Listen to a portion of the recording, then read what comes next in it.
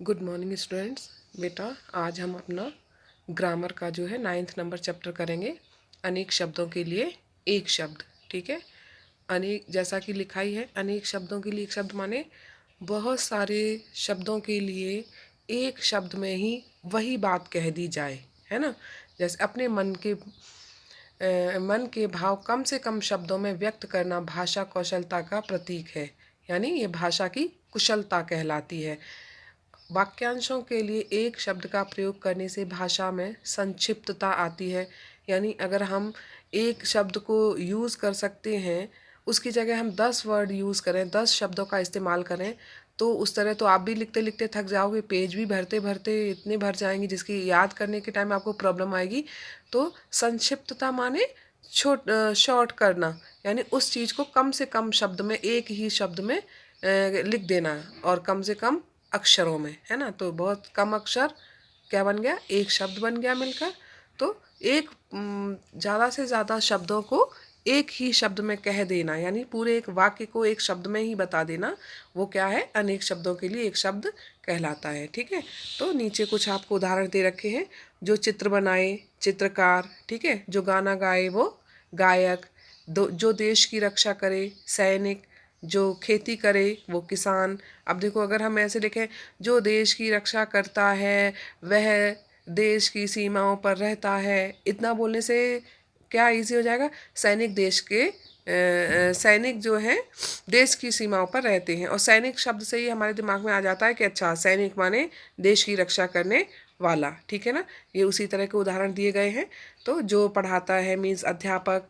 घोड़े पर सवारी करने वाला घुड़सवार। ठीक है ना। घोड़े का के साथ का स्थान जो है घोड़े का, वो है अस्तबल। जिसकी तबीयत ठीक नहीं है तो वो कौन कहलाता है, बीमार। भेड़ बकरियों को पालने वाला गड़रिया कहलाता है। पक्षियों का घर जो है वो घोंसला कहलाता है। जो मांस नहीं खाता वो शाकाहारी कहलाता है। छात्र जहाँ पढ़ते हैं वो विद्यालय कहलाता है। जहाँ बीमारों का इलाज किया जाता है, वो जो भी उनका इलाज करता है वो चिकित्सक होता है, और जहाँ पर इलाज किया जाता है वो चिकित्सालय होता है ना, अस्पताल। ठीक है। समझ आ रहा है अभी। यानी कि बहुत सारे शब्दों के लिए जब हम एक ही शब्द यूज़ करते हैं, गांव में रहने वाला व्यक्ति कौन कहलाता है, ग्रामीण। ठीक है ना। हवा में उड़ने वाला यान, वायुयान। तो देखो, अब 5 5 6 6 शब्दों के लिए एक ही शब्द में हम उस शब्द पूरे वाक्य का मतलब बता देते हैं। मांस खाने वाला मांसाहारी, और न खाने वाला शाकाहारी, अभी बताया था मैंने।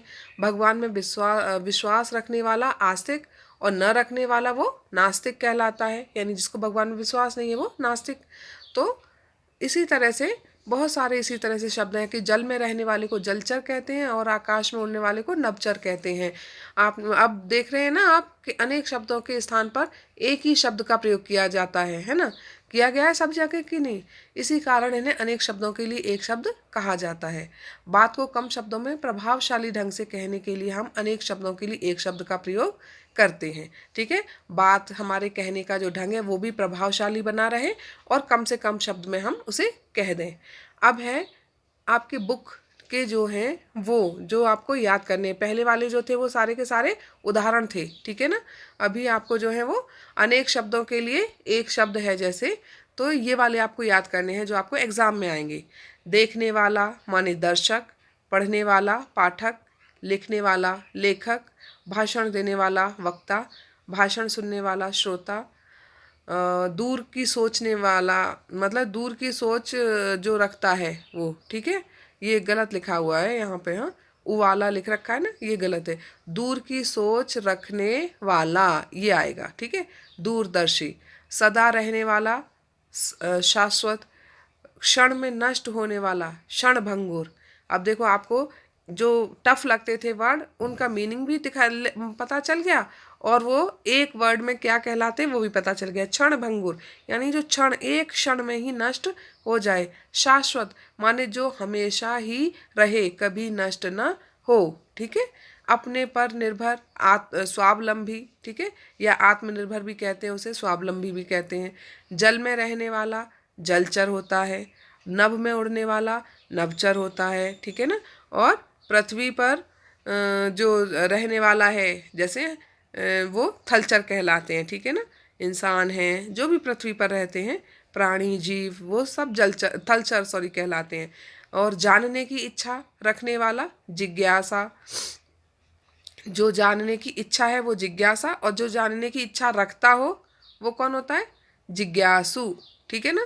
तो देखो एक थोड़े से उससे इस शब्द में ही पूरे 3-4 शब्दों का अर्थ निकल आता है।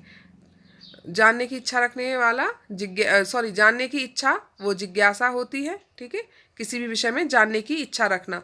और हृदय को छू लेने वाला मार्मिक, 100 वर्षों का समूह, शताब्दी।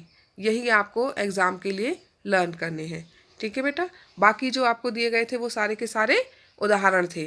तो अब आपको अच्छे से समझ आ गया होगा। अनेक शब्दों के लिए एक शब्द, वैसे आप ये 5th में भी पढ़ते आए हो, तो कोई प्रॉब्लम होनी नहीं चाहिए आपको इनमें।